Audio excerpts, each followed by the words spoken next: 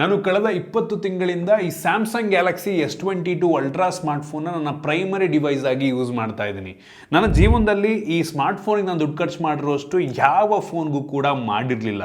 ಹಿಂಗೆ 8-9 ತಿಂಗಳು ಮುಂಚೆ ಈ ಸ್ಮಾರ್ಟ್ಫೋನ್ನ ಫ್ರಂಟ್ ಗ್ಲಾಸ್ ಸ್ವಲ್ಪ ಕ್ರ್ಯಾಕ್ ಆಗುತ್ತೆ, ಅದನ್ನು ನಾನು ರಿಪೇರಿ ಮಾಡಿಸೋಣ ಅಂದ್ಬಿಟ್ಟು ಅಫಿಷಿಯಲ್ ಸರ್ವಿಸ್ ಸೆಂಟ್ರಿಗೆ ಹೋಗ್ತೀನಿ. ಅವರು ಕಂಪ್ಲೀಟ್ ಡಿಸ್ಪ್ಲೇನೇ ಚೇಂಜ್ ಮಾಡಬೇಕು, ಜೊತೆಗೆ ಈ ಫ್ರೇಮ್ನ ಕೂಡ ಚೇಂಜ್ ಮಾಡಬೇಕು ಅಂತಾರೆ. ಅದ್ರ ಬಗ್ಗೆ ವಿಡಿಯೋ ಕೂಡ ಮಾಡಿದ್ದೆ. 18,000-19,000 ರೂಪಾಯಿ ಆಯಿತು ಅದನ್ನು ರೀಪ್ಲೇಸ್ ಮಾಡಿಸ್ದೆ. ಅದಾಗಿ ಬರೀ 8-9 ತಿಂಗಳಿಗೆ ಆಯಿತಾ, ಈ ಸ್ಮಾರ್ಟ್ಫೋನ್ ತೊಗೊಂಡು ಒಂದು 20 ತಿಂಗಳಾಗಿದೆ. ಆಲ್ರೆಡಿ ಈ ಸ್ಮಾರ್ಟ್ಫೋನ್ ನಾವು ಪರ್ಚೇಸ್ ಮಾಡೋದಕ್ಕೆ 1,10,000 ರೂಪಾಯಿ ಕೊಟ್ಟಿರ್ತೀವಿ.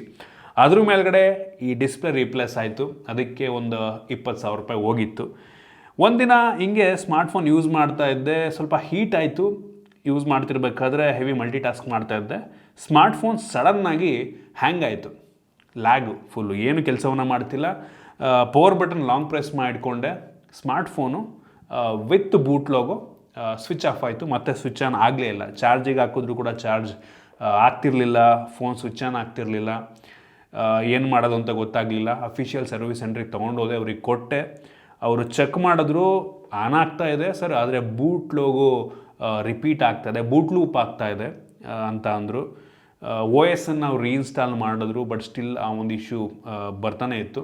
ಅವ್ರು ಅಂದರು ಸರ್ ಮದರ್ ಬೋರ್ಡ್ ಇಶ್ಯೂ ಇದೆ, ಸೊ ಕಂಪ್ಲೀಟ್ ಮದರ್ ಬೋರ್ಡ್ನೇ ಚೇಂಜ್ ಮಾಡಬೇಕು, 40,000 ರೂಪಾಯಿ ಆಗುತ್ತೆ ಅಂತ. 40,000 ರೂಪಾಯಿ, ಆಲ್ರೆಡಿ 18-19,000 ರೂಪಾಯಿ ಖರ್ಚು ಮಾಡಿದ್ದೀನಿ. ಈಗ ಮತ್ತೆ 40,000 ರೂಪಾಯಿ ಖರ್ಚು ಮಾಡಿದ್ರೆ ಇದಕ್ಕೆ ವ್ಯಾಲ್ಯೂನೇ ಇರೋಲ್ಲ. ನನಗಿದನ್ನು ರೀಸೇಲ್ ಮಾಡ್ತೀನಿ ಅಂದ್ರೂ 45,000-50,000 ರೂಪಾಯಿಗೆ ಸೇಲ್ ಆಗ್ಬೋದು, ಒಳ್ಳೆ ಪ್ರೈಸ್ ಅಂತ ಅಂದರೆ. ಈ 45,000-50,000 ರೂಪಾಯಿಗೆ ಸೇಲ್ ಆಗೋ ಫೋನ 40,000 ರೂಪಾಯಿ ಕೊಟ್ಬಿಟ್ಟು ಏನಕ್ಕಪ್ಪ ರಿಪೇರಿ ಮಾಡಿಸ್ಬೇಕು, ಬಿಟ್ಟಾಕು ಅಂದ್ಬಿಟ್ಟು ಸೈಡಿಗೆ ಎಸ್ತಿದ್ದೆ. ಆಮೇಲೆ ಹಂಗೆ ಈ ಸ್ಮಾರ್ಟ್ಫೋನ್ ನಾನು ಚಾರ್ಜಿಗೆ ಹಾಕಿದಾಗ ಅಲ್ಲಿ ಒಂದು ರಿಕವರಿ ಇಮೇಜ್ ತೋರಿಸ್ತಾ ಇತ್ತು. ಆ ಒಂದು ವಿಡಿಯೋ ನಾನು ನಿಮಗೆ ತೋರಿಸ್ತೀನಿ. ಆಮೇಲೆ ನಾನೇ ಒಂದು ಸಲ ಈ OS ಅನ್ನು ರೀಇನ್ಸ್ಟಾಲ್ ಮಾಡಿಬಿಟ್ಟು ಟ್ರೈ ಮಾಡೋಣ ಅಂದ್ಬಿಟ್ಟು ಓಡಿನಂತ ಒಂದು ಸಾಫ್ಟ್ವೇರ್ ಬರುತ್ತೆ ಸ್ಯಾಮ್ಸಂಗ್ ಅವ್ರದ್ದು. ಸೊ ಆ ಸಾಫ್ಟ್ವೇರ್ದು ಎಲ್ಲ ಡೌನ್ಲೋಡ್ ಮಾಡಿಕೊಂಡು, ಅಂದರೆ ಈ ಮಾಡೆಲಿನ ಸಾಫ್ಟ್ವೇರ್ನ ಕರೆಕ್ಟಾಗಿ ಡೌನ್ಲೋಡ್ ಮಾಡಿಕೊಂಡು ಡ್ರೈವರ್ಸ್ ಎಲ್ಲ ಇನ್ಸ್ಟಾಲ್ ಮಾಡಿ ಓಡಿನಿಗೆ ಕನೆಕ್ಟ್ ಮಾಡ್ಕೊಂಬಿಟ್ಟು ನಾನು ಅಪ್ಡೇಟ್ ಮಾಡಿದೆ. ಸಕ್ಸಸ್ಫುಲ್ಲಾಗಿ OS ಅಪ್ಡೇಟ್ ಆಯಿತು.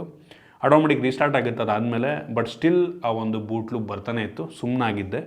ಆಮೇಲೆ ಒಂದಿನ ಇನ್ಸ್ಟಾಗ್ರಾಮಲ್ಲಿ ನನಗೊಂದು ಮೆಸೇಜ್ ಬರುತ್ತೆ ಆಯಿತಾ. ಸೊ ಅವ್ರ ಪೇಜ್ ಹೆಸರು ಬಂದುಬಿಟ್ಟು ರಿಪೇರ್ ಮಾಡಿ ಅಂತ.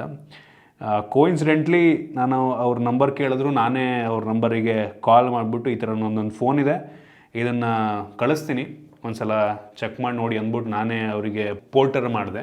ಅವ್ರು ಆ ಸ್ಮಾರ್ಟ್ಫೋನ್ನ ಚೆಕ್ ಮಾಡಿಬಿಟ್ಟು ಸಂಜೆ ಅಷ್ಟರಲ್ಲೇ ರ್ಯಾಮ್ ಇಶ್ಯೂ ಇದೆ ಅಂತ ಅಂದರು. ಸೊ ಅವರು ರ್ಯಾಮನ್ನು ತೆಗೆದುಬಿಟ್ಟು ರೀಬಾಲಿಂಗ್ ಅಂತ ಕರೀತಾರೆ ಆಯಿತಾ. ಪ್ರೊಸೆಸರ್ ರ್ಯಾಮ್ ಈ ಸ್ಮಾರ್ಟ್ಫೋನ್ನ ಒಟ್ಟಿಗೆ ಇರುತ್ತಂತೆ, ಎರಡನ್ನೂ ರಿಮೂವ್ ಮಾಡಿಬಿಟ್ಟು ರೀಬಾಲಿಂಗ್ ಮಾಡ್ತಾರೆ, ತೆಗೆದುಬಿಟ್ಟು ಕ್ಲೀನ್ ಮಾಡಿ ಮತ್ತು ವಾಪಸ್ ಹಾಕ್ತಾರೆ. ಇನ್ ಕೇಸ್ ರ್ಯಾಮ್ ಹೋಗಿತ್ತು ಅಂದಿದ್ರೆ ರೀಪ್ಲೇಸೇ ಮಾಡಬೇಕಾಗಿರ್ತಿತ್ತು. ನಂದು ರೀಪ್ಲೇಸ್ ಆಗಿಲ್ಲ, ಸೇಮ್ ಅದನ್ನೇ ಸ್ವಲ್ಪ ಕ್ಲೀನ್ ಮಾಡಿ ಮತ್ತು ರೀಬಾಲಿಂಗ್ ಮಾಡ್ತಾರೆ.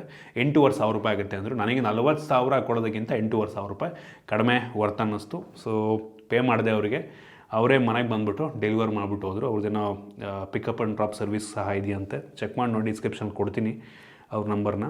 ಸೊ ಹಿಂಗೆ ನಾನು ನಿಮಗೆ ಸಜೆಸ್ಟ್ ಮಾಡೋದು ಇಷ್ಟ ಆಯಿತಾ. ನಿಮ್ದು ಇನ್ ಕೇಸ್ ವಾರಂಟಿ ಒಳಗೆ ನಿಮ್ಮ ಸ್ಮಾರ್ಟ್ಫೋನ್ ಇದೆ ಅಂತ ಅಂದರೆ, ಅದು ಯಾವುದೇ ಬ್ರ್ಯಾಂಡ್ ಆಗಿರ್ಬೋದು, ಯಾವುದೇ ಸ್ಮಾರ್ಟ್ಫೋನ್ ಆಗಿರ್ಬೋದು, ಅಂಡರ್ ವಾರಂಟಿ ಇದೆ ಅಂತ ಅಂದರೆ ಅಫಿಷಿಯಲ್ ಸರ್ವಿಸ್ ಸೆಂಟ್ರಲ್ಲಿ ಮಾಡಿಸಿದ್ರೆ ಒಳ್ಳೆಯದು. ಅದರಲ್ಲೂ ಏನಾದರೂ ಫಿಸಿಕಲ್ ಡ್ಯಾಮೇಜ್ ಏನಾದರೂ ಆಯಿತು ಅಂತ ಅಂದರೆ ಅಂಡರ್ ವಾರಂಟಿ ಇದ್ದರೂ ಸಹ ಅಫಿಷಿಯಲ್ ಸರ್ವಿಸ್ ಸೆಂಟ್ರ್ನಲ್ಲಿ ಅದನ್ನು ರಿಪೇರಿ ಮಾಡಲ್ಲ. ಸೊ ಆ ಟೈಮಲ್ಲಿ ನಂಗೆ ಅನ್ನಿಸ್ದಂಗೆ ಹೊರಗಡೆ ಮಾಡಿಸಿದ್ರು ಒಳ್ಳೆಯದು. ಅಫಿಷಿಯಲ್ ಸರ್ವಿಸ್ ಸೆಂಟ್ರಲ್ಲಿ ಮಾಡಿಸೋದು ತುಂಬ ಲಾಸ್. ಏನಕ್ಕೆ ಅಂತ ಅಂದರೆ, ಫಸ್ಟ್ ಎಕ್ಸಾಂಪಲ್ಲು, ನಾನು ಆಗಲೇ 7-8 ತಿಂಗಳು ಮುಂಚೆ ಫ್ರಂಟ್ ಗ್ಲಾಸ್ ಹೋಗಿತ್ತು ಅಂತ ಅಂದೆ. ನಾನೇನಾದರೂ ಹೊರಗಡೆ ಮಾಡಿಸಿದ್ರೆ ಸ್ವಲ್ಪ ಕಡಿಮೆ ಆಗ್ತಾಯಿತ್ತು. ಅವರು ಈ ಗ್ಲಾಸನ್ನ ರಿಸ್ಕ್ ತೊಗೊಂಡು ಗ್ಲಾಸನ್ನು ರಿಮೂವ್ ಮಾಡಿ ಬರೀ ಗ್ಲಾಸನ್ನು ಮಾತ್ರ ರೀಪ್ಲೇಸ್ ಮಾಡಿರೋರು. ನಾವೇನಾದರೂ ಅಫಿಷಿಯಲ್ ಸರ್ವಿಸ್ ಸೆಂಟ್ರಿಗೆ ಹೋಗ್ತೀವಿ ಅಂದರೆ ಈ complete frame with display with ಗ್ಲಾಸನ್ನು ಕಂಪ್ಲೀಟಾಗಿ ಚೇಂಜ್ ಮಾಡ್ತಾರೆ, ಅದಕ್ಕೇ ಕಾಸ್ಟ್ ಜಾಸ್ತಿ ತಗೋತಾರೆ. ಅದಷ್ಟೇ ಅಲ್ಲ, ಈ ರೀತಿ ರ್ಯಾಮ್ ಇಶ್ಯೂ ಇದೆ ಅಂತ ನೀವೇನಾದ್ರು ತೊಗೊಂಡು ಹೋಗ್ಬಿಟ್ಟು ನೀವು ಅಫಿಷಿಯಲ್ ಸರ್ವಿಸ್ ಸೆಂಟ್ರಿಗೆ ಕೊಟ್ಟರೆ ಕಂಪ್ಲೀಟ್ ಮದರ್ ಬೋರ್ಡನ್ನೇ ಚೇಂಜ್ ಮಾಡಬೇಕು ಅಂತಾರೆ ಅವರು. ಈ ರ್ಯಾಮ್ ಏನು ರೀಬಾಲಿಂಗ್ ಎಲ್ಲ ಮಾಡ್ತಾರೆ ಅದನ್ನು ಮಾಡಲ್ಲ ಅವರು, ಕಂಪ್ಲೀಟ್ ಮದರ್ ಬೋರ್ಡ್ನೇ ಚೇಂಜ್ ಮಾಡಬೇಕು ಅಂತಾರೆ.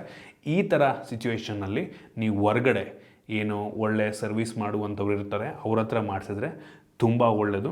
ಸೊ ನಾನೇನಾದರೂ, ನನಗೆ ಗೊತ್ತಿಲ್ಲ ಆಯಿತಾ, ನನಗೆ ಈ ಥರ ಎಲ್ಲ ಇರುತ್ತೆ ಅಂತ ಗೊತ್ತಿಲ್ಲ. ನನಗೆ ಮತ್ತೆ ಇಟ್ಕೊಳ್ಳೋಕ್ಕಿದಿಲ್ಲ. ಇದು ಹೋದ್ಮೇಲೆ ನಾನು ಬೇರೆ ಫೋನ್ ತೊಗೊಂಡೆ, ಮತ್ತೆ ಸ್ಯಾಮ್ಸಂಗ್ ಫೋನೇ ತೊಗೊಂಡಿದ್ದೀನಿ. ಏನಕ್ಕೆ ಅಂದರೆ ನಮಗೆ ನೆಸೆಸಿಟಿ ಇರುತ್ತೆ, ಏನು ಮಾಡೋಕ್ಕಾಗಲ್ಲ. ಸೊ ಈ ಕಾರಣದಿಂದ ಈ ಸ್ಮಾರ್ಟ್ಫೋನು ಕತೆ ಹಿಂಗೆ ಆಯಿತಾ. ಇದು ಬರೀ ಸ್ಯಾಮ್ಸಂಗ್ ಕತೆ ಮಾತ್ರ ಅಲ್ಲ, ಯಾವುದೇ ಬ್ರ್ಯಾಂಡ್ ತೊಗೊಳ್ಳಿ ಬರೀ ಇದನ್ನು ಅಫಿಷಿಯಲ್ ಸರ್ವಿಸ್ ಸೆಂಟ್ರಿಗೆ ಹೋದ್ರಿ ಅಂತ ಅಂದರೆ ಸ್ವಲ್ಪ ಏನೋ ಇಶ್ಯೂ ಆಯಿತು ಬೋರ್ಡಲ್ಲಿ, ಸಣ್ಣದೇನೋ ಇಶ್ಯೂ ಆಯಿತು ಅಂದರೆ ಕಂಪ್ಲೀಟ್ ಬೋರ್ಡ್ನೇ ಚೇಂಜ್ ಮಾಡಬೇಕು, ಆ ಫೋನಿಗೆ ಎಷ್ಟು ದುಡ್ಡು ಇರುತ್ತೋ ಅಷ್ಟೇ ದುಡ್ಡು ಕೊಡಿ ಅಂತಾರೆ. ಸೊ ಈ ಥರ ಸಿಚುವೇಷನಲ್ಲಿ ವರ್ತ್ ಅಲ್ಲ. ಸೊ ಇದರಿಂದ ಬೆಟರ್ ನಾವು ಹೊರ್ಗಡೆ ಒಂದು ಒಳ್ಳೆ ಇದ್ರ ಬಗ್ಗೆ ಕೆಲಸ ಗೊತ್ತಿರೋರ ಹತ್ರ ಮಾಡಿಸಿದ್ರೆ ಸಖತ್ ಒಳ್ಳೆಯದು. ಇದು ನನ್ನ ಹಾನೆಸ್ಟ್ ಒಪಿನಿಯನ್, ನನ್ನ ಎಕ್ಸ್ಪೀರಿಯನ್ಸು. ಲಿಟ್ರಲಿ ಈ ಸ್ಮಾರ್ಟ್ಫೋನಿಗೆ ಇಲ್ಲಿಯವರೆಗೆ ಇದ್ರ ಹತ್ರ ಒಂದು 28,000 ರೂಪಾಯಿ ಖರ್ಚು ಮಾಡಿದ್ದೀನಿ. ಹಿಂಗೆ ಏನು ಲಾಭ ಇಲ್ಲ ಗುರು, ಸುಮ್ಮನೆ ಈಗ ನೋಡಿ ಆ ಫೋನ್ ಆಯಿತು, ಈಗ ಬೇರೆ ಫೋನ್ ತೊಗೊಂಡಿದ್ದೀನಿ ನಾನು. ಸೊ ಹಂಗೆ ಏನೂ ಮಾಡೋಕ್ಕಾಗಲ್ಲ. ಇದಕ್ಕೆ ಏನಾದ್ರು ಸೊಲ್ಯೂಷನ್ ಬರಬೇಕು ಗುರು. ಅಫಿಷಿಯಲ್ ಸರ್ವಿಸ್ ಸೆಂಟ್ರಲ್ಲಿ ಈ ಲೆವೆಲ್ಲಿಗೆ ಆಗ್ಬಿಟ್ರೆ ಕಷ್ಟ ಅಂತ. ಏನೂ ಮಾಡೋಕ್ಕಾಗಲ್ಲ. ನಾವು ಅಂಡರ್ ವಾರಂಟಿದು ಅಂದ್ಬಿಟ್ಟು ಹೋಗ್ತೀವಿ. ಅದರಲ್ಲೂ ನನಗೆ ಹೋಗ್ಬಿಟ್ಟು ಅಲ್ಲಿ ಚೆಕ್ ಮಾಡಿಸಿದ್ದಕ್ಕೆ 150-200 ರೂಪಾಯಿ ತೊಗೊಂಡ್ರು. ಚೆಕ್ ಮಾಡಿಸಿದ್ದಕ್ಕೆ ಬರೀ ಏನೋ ಅವ್ರು ರಿಪೇರಿ ಮಾಡಿಕೊಡಲಿಲ್ಲ, ಚೆಕ್ ಮಾಡೋದಕ್ಕೆ 150-200 ರೂಪಾಯಿ ತೊಗೊಂಡ್ರು. ಏನೂ ಮಾಡೋಕ್ಕಾಗಲ್ಲ. ಇದು ನನ್ನ ಎಕ್ಸ್ಪೀರಿಯೆನ್ಸು, ನಿಮ್ಮ ಹತ್ರ ಶೇರ್ ಮಾಡಬೇಕಿತ್ತು. ನಿಮಗೂ ತುಂಬ ಜನಕ್ಕೆ ಈ ರೀತಿ ಎಕ್ಸ್ಪೀರಿಯೆನ್ಸ್ ಆಗಿರ್ಬೋದು. ಆ ರೀತಿ ಎಕ್ಸ್ಪೀರಿಯೆನ್ಸ್ ಇದ್ದರೆ ಕಾಮೆಂಟ್ ಮಾಡಿ ತಿಳಿಸಿ. ಐ ಹೋಪ್ ನಿಮಗೆ ಯೂಸ್ಫುಲ್ ಆಗಿದೆ ಅನ್ಕೋ. ತುಂಬ ಜನ ಗೊತ್ತಿರಲ್ಲ, ನನಗೂ ಗೊತ್ತಿರಲಿಲ್ಲ ಹೊರಗಡೆ ರಿಪೇರಿನಲ್ಲೂ ಕೂಡ ಈ ಥರ ಮಾಡಿಸ್ಕೊಬೋದು ನಾವು ಅಂತ. ಸೊ ಈ ಕೆಲಸವನ್ನು ಮಾಡ್ತಾಯಿದ್ದೆ ಚೆನ್ನಾಗೇ. ಹೊರಗಡೆ ಮಾಡಿಸಿದ್ದೀನಿ, ಆರಾಮಾಗಿ ಕೆಲಸ ಮಾಡ್ತಾಯಿದೆ, ಎಲ್ಲ ಚೆನ್ನಾಗಿ ವರ್ಕ್ ಆಗ್ತಾಯಿದೆ. ಸೊ ಇದು ನನ್ನ ಎಕ್ಸ್ಪೀರಿಯೆನ್ಸು. ನಿಮ್ಗೆ ಐ ಹೋಪ್ ನಿಮಗೆ ವಿಡಿಯೋ ಯೂಸ್ಫುಲ್ ಆಗಿದೆ, ಇಷ್ಟ ಆಗಿದೆ ಅಂತ ಅನ್ಕೋತೀನಿ. ಇಷ್ಟ ಆಗಿದ್ದರೆ ಲೈಕ್ ಮಾಡಿ, ಶೇರ್ ಮಾಡಿ. ಇದೇ ರೀತಿ ನಮ್ಮ ಬೇರೆ ಬೇರೆ ವೀಡಿಯೋಗಳಿಗೆ ನಮ್ಮ tech in Kannada YouTube channel subscribe ಮಾಡ್ಕೊಂಡಿಲ್ಲ ಅಂದರೆ ಈಗಲೇ ಸಬ್ಸ್ಕ್ರೈಬ್ ಮಾಡ್ಕೊಳ್ಳಿ. ಒಂದು ಬೆಲ್ ಐಕನ್ ಕೂಡ ಕ್ಲಿಕ್ ಮಾಡ್ಬೋದು. ಸಿಗೋಣ ಮುಂದಿನ ವಿಡಿಯೋದಲ್ಲಿ.